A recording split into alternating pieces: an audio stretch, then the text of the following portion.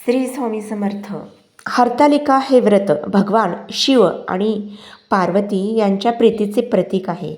या व्रताच्या प्रभावाने स्त्रियांच्या मनात पतीबद्दल प्रेम आणि आदर वाढतो. या दिवशी उपवास करायचा असतो. या दिवशी गौरी अर्थातच पार्वती आणि शंकराची पूजा केली जाते.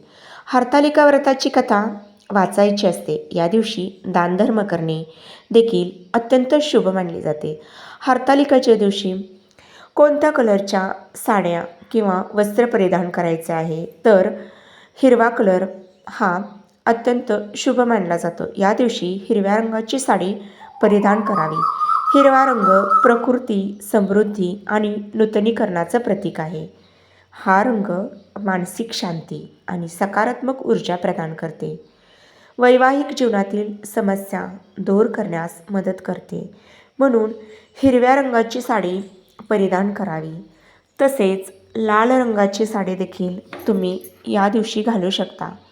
लाल रंग हा शक्ती, प्रेम, समर्पण यांचे प्रतीक आहे आणि देवी पार्वतीला देखील हा रंग अतिशय प्रिय आहे. या दिवशी स्त्रियांनी लाल रंगाची साडी परिधान करावे. तसेच कुमारिकांनी जर लाल रंगाचे वस्त्र असेल तर ते देखील ते परिधान करू शकतात. तसेच पिवळा कलर हा देखील या दिवशी तुम्ही घालू शकता. पिवळा रंग हा आनंद आणि उन्नतीचे प्रतीक आहे. या रंगामुळे वैवाहिक जीवनात मधुरता आणि सामंजस्य निर्माण होते.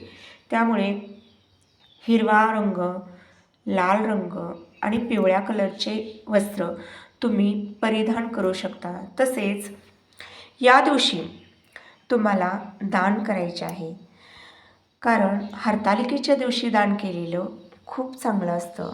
या दिवशी तुम्ही कोणत्या वस्तू दान करू शकता, तर सौभाग्यवतीसाठी ज्या काही वस्तू लागतात त्यामध्ये तुम्ही बांगड्या, तसेच कुंकूची डबी किंवा टिकली, मेहंदी, काजळ इत्यादी वस्तू ज्या सौभाग्यवतीसाठी असतात त्या वस्तू, अलंकार तुम्ही दान करू शकता. सुहासिनींना बोलवून हळदी कुंकू लावून या वस्तू तुम्ही दान करू शकता.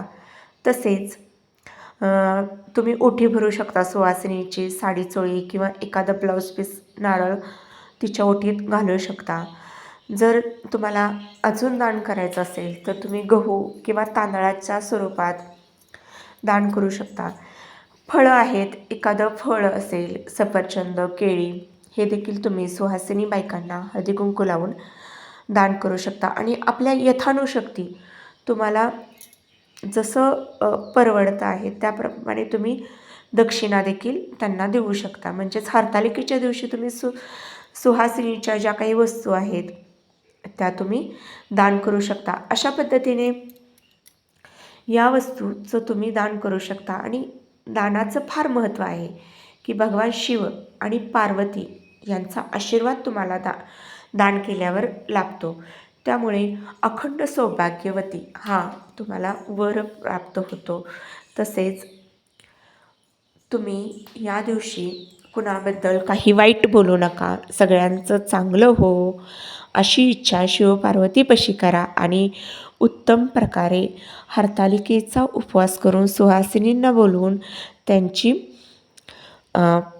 म्हणजे जसं असेल तसं, शक्य असेल तसं त्यांना तुम्ही सुहासिनीचे वाण देऊ शकता. श्री स्वामी समर्थ. जय जय स्वामी समर्थ. माहिती आवडल्यास नक्की लाईक, शेअर आणि सबस्क्राईब करायला विसरू नका. श्री स्वामी